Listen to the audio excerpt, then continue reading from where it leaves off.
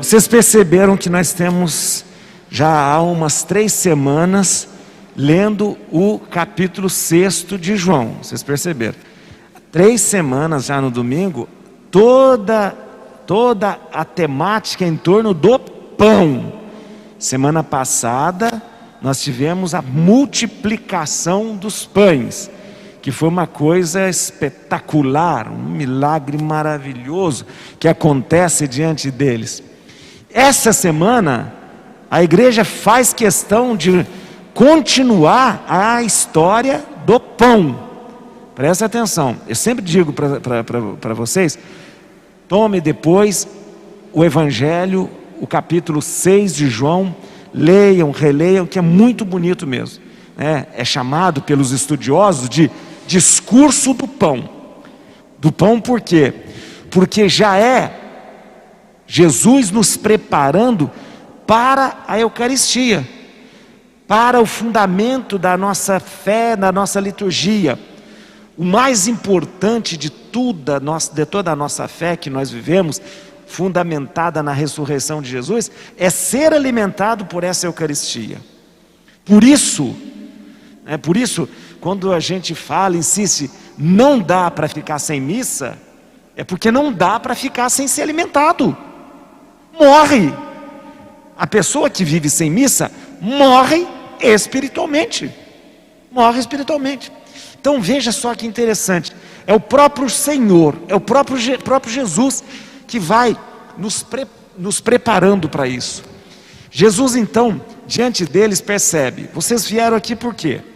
Por causa do pão? Eu multipliquei o pão semana passada. E aí, de repente, Jesus vai para o lugar e vem um monte de gente.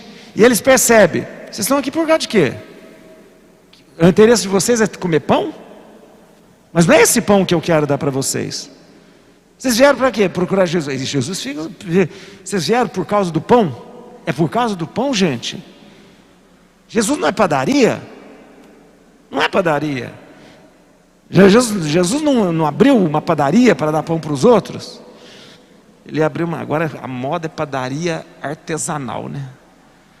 Quanta padaria artesanal. Eu gosto de padaria artesanal. Mas, e aí, Jesus falou: não, o pão que vocês precisam comer é outro. É o pão descido do céu. É o pão que sacia a fome e tira a sede. E eles ficaram encafifado com aquilo. Como? Que pão é esse? Que pão é esse?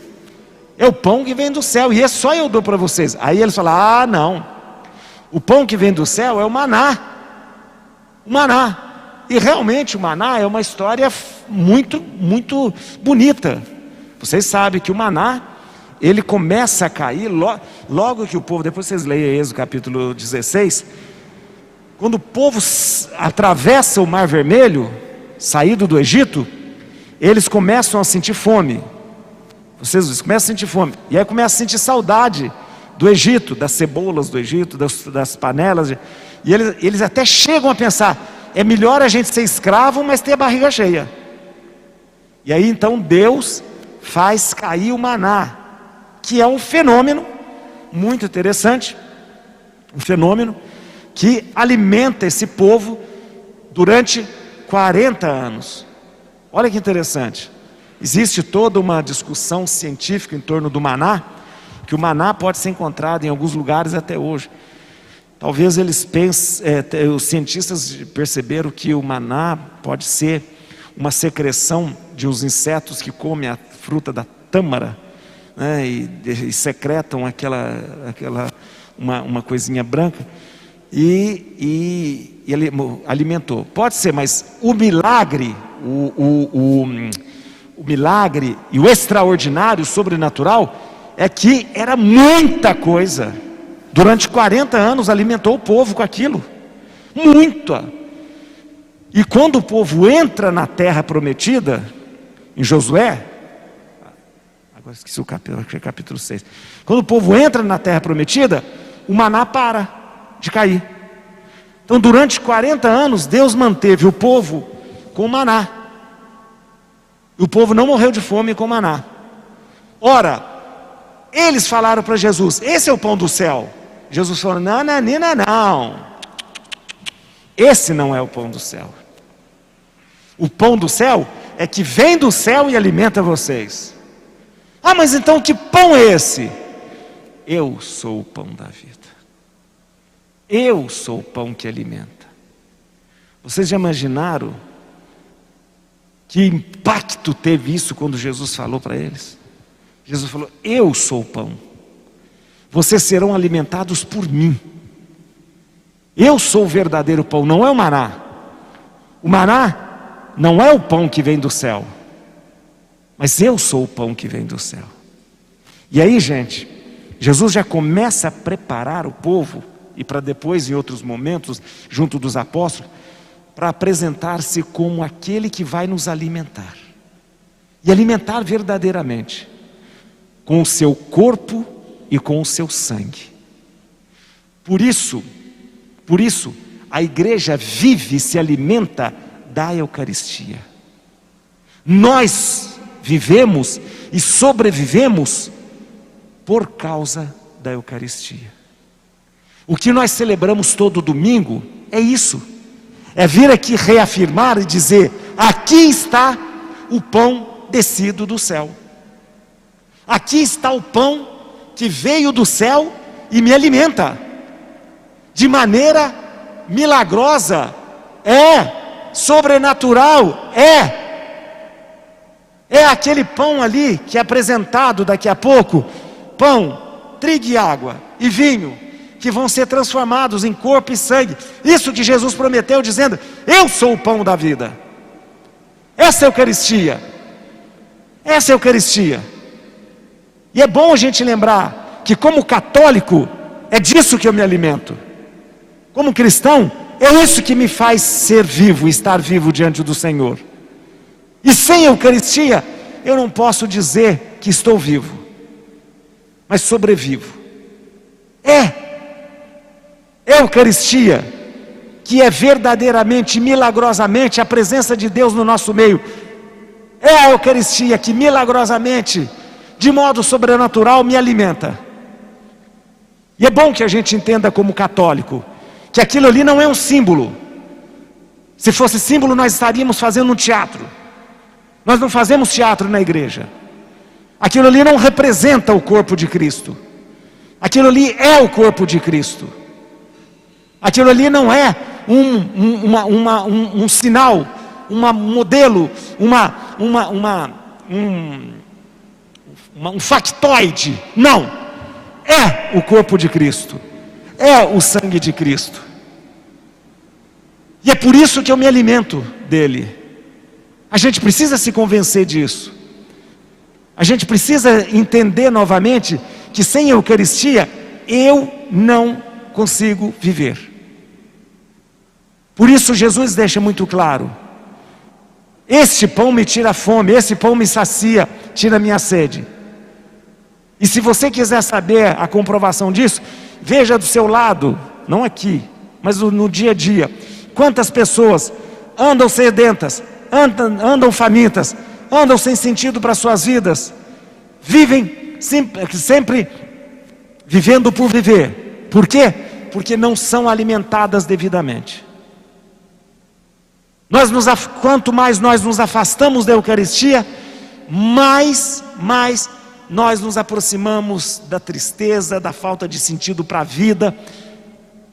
Quanto mais nós nos afastamos da Eucaristia, mais nós vamos vivendo uma vida vazia. E se você quiser, eu falo aqui o dia inteirinho de pessoas que tiveram a sua vida recuperadas por causa da Eucaristia.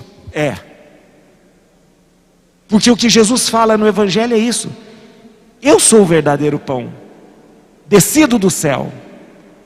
Eu quero alimentar você.